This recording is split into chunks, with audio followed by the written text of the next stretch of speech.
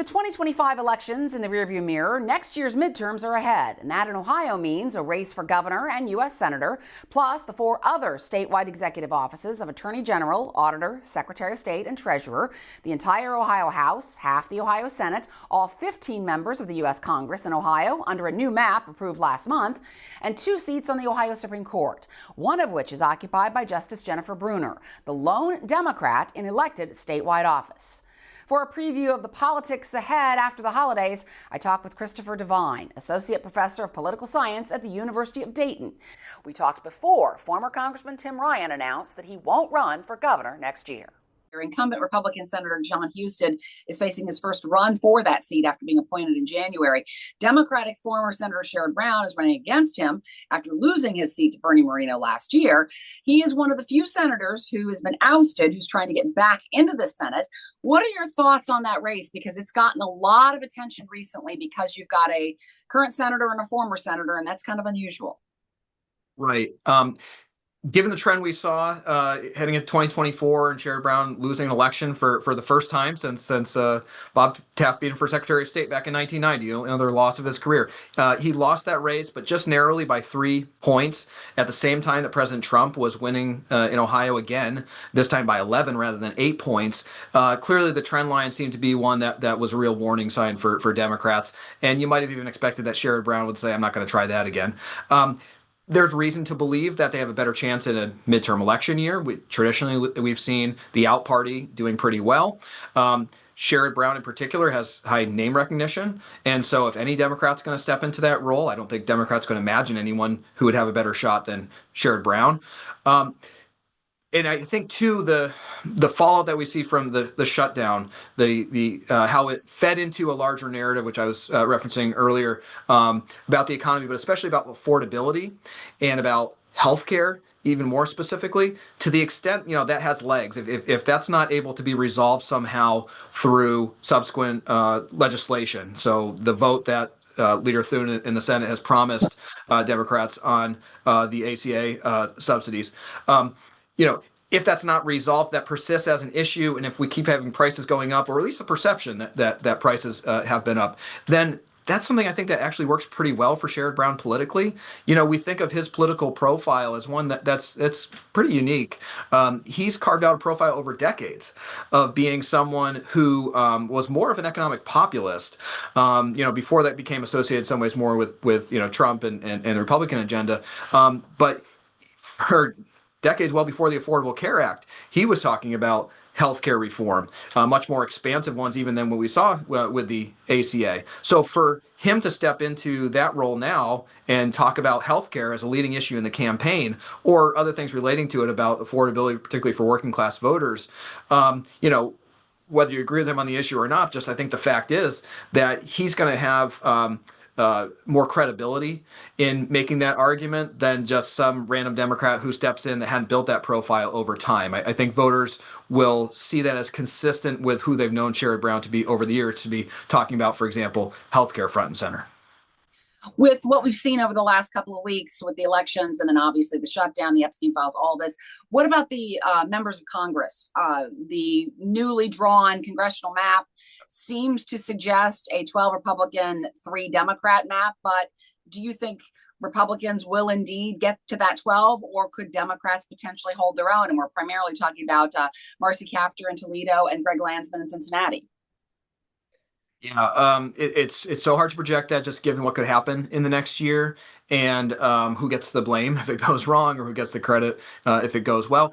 We don't know what other issues are to come up for that matter. Many of us have seen enough election cycles to know that some issues come onto the agenda that you don't expect, whether that's national security related.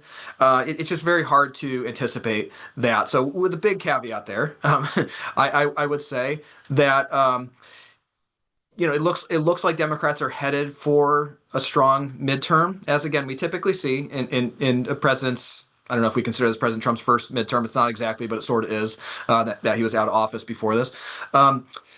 And we saw Democrats doing quite well. I really think better than a lot of people expected in those, for not just Virginia and New Jersey gubernatorial races, but even in California with their district map vote, Pennsylvania and Georgia and some other races. There are a lot of indications that Democrats are going to do well. So with that said, to the extent that Republicans were building into these maps some expectations based on past elections, well, Democrats might overperform relative to what they've done in the past and relative to what Republicans were expecting. So it's very hard to judge that. Probably the safest thing to say is Republicans were giving themselves a better shot to win more seats than if they had stuck with the old maps. Of course, there were also proposals to go even further with the maps. It could have been more favorable to Republicans, perhaps.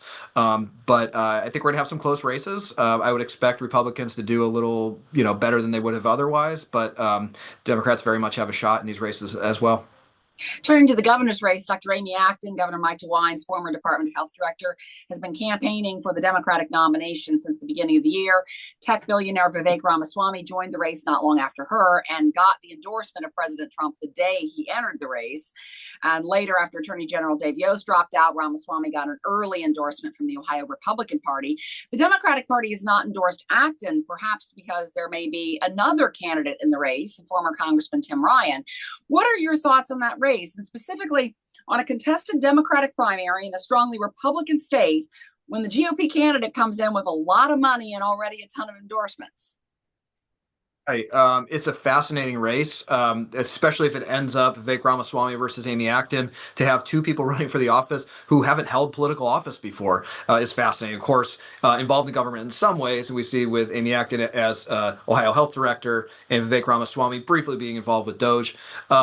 There's something to speak of there, but none of the traditional political experience we would expect. That'd be different, of course, if Tim Ryan were to get in as a former member of Congress and someone who would run for president and Senate, much more politically experienced in that way, but also a losing record on the statewide level. Right.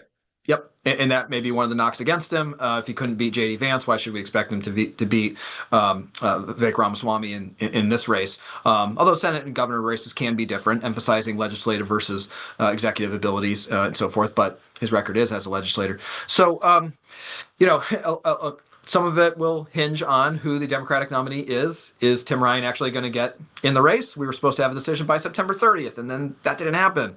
And now we're waiting a little longer, and we'll see. And the later it gets, the stranger it seems that Tim Ryan hasn't entered it. Like, what's the reason for this? In the meantime, Amy Acton does gain more experience as a political candidate, which could be valuable to her. It's a little hard to predict the dynamics of this. I will say couple things on kind of the primary side of it. It is impressive how much Vivek Ramaswamy, how really easily he cleared the Republican field. There's good reason to think, although we don't know, that maybe Jim Tressel was put in as lieutenant governor to apply for the job of governor and run against Vivek Ramaswamy. He chose not to. I don't think that's a coincidence that he and others stayed out of the race. So that speaks to Ramaswamy's strength as a candidate, at least among Republicans, his ability to unite Republicans. And that's significant in a more or less Republican state. On the Democratic side, one thing I'm fascinated to see between Amy Acton and Tim Ryan, if there, in fact, there is a primary, what is the focal point for that primary? What's kind of Tim Ryan's argument for why not to go with Amy Acton? Is it an experience thing, although she has, governmental experience, but not elective office? But as you pointed out, Tim Ryan's lost some races statewide, so or failed in his presidential campaign and so forth. So is that a credible argument from him? Is it a policy debate? Is it sort of an ideological debate? I'll be really interested to see what character that takes on. Of course, we don't know until Tim Ryan actually does get in, if he does, and then I'll be fascinated to see what his announcement speech or video or whatever it may be would actually look like. And finally, Ohio Democratic Party Chair Kathleen Clyde has said that next year will be the best year for Ohio Democrats since 2006, which is a year they won 4 or 5 statewide executive offices and Sherrod Brown unseated U.S. Senator Mike DeWine. Democrats have been looking for a good year basically ever since then. You've kind of answered this, but does this year coming up really have the makings of a good year for Democrats, or is it likely to be another good year for Republicans who've won 82% of statewide elections with candidates since 1994? I think it's valuable to step back, as you're kind of indicating, referring to 2006. For those who haven't paused to think about it, and many have, it's remarkable. Republicans' performance, especially while Ohio was still considered a purple state at the presidential level. When we talk about statewide offices, governor, lieutenant governor, and the 4 other statewides, so I'm excluding Senate as a federal office here, Democrats have not won one of those races since 2006. I mean, that is remarkable. And is that because of Democrats' failures? I think they've had some ineffective chairs of the party at times, for instance, and problems with their organization. Maybe sometimes it's the candidates. Is that the strength of Republicans? We can all judge that for ourselves. But Democrats have a real long-term problem in the state. It's not just about Donald Trump. It preceded him. In fact, I would say some of the environment welcoming to a more populist Republican like Trump was there. So I would agree that this looks like probably Democrats' best opportunity since 2006 at this point, with those caveats, just looking at where the economic trends are heading. But if we can even push past 2026, you wonder, let's say it is fairly successful.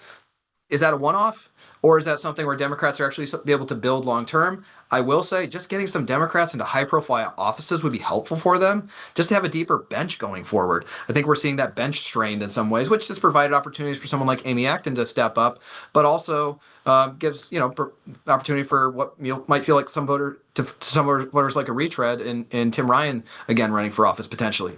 By the way, on the Husted-Brown race, since 1947, 29 ousted senators have tried to return to the chamber, but only 7 have been successful, including Ohio's Howard Metzenbaum, who was appointed to the U.S. Senate in early 1974, but then lost to John Glenn in the Democratic primary. But in 1976, he beat Robert Taft Jr. in a rematch of their 1970 Senate race.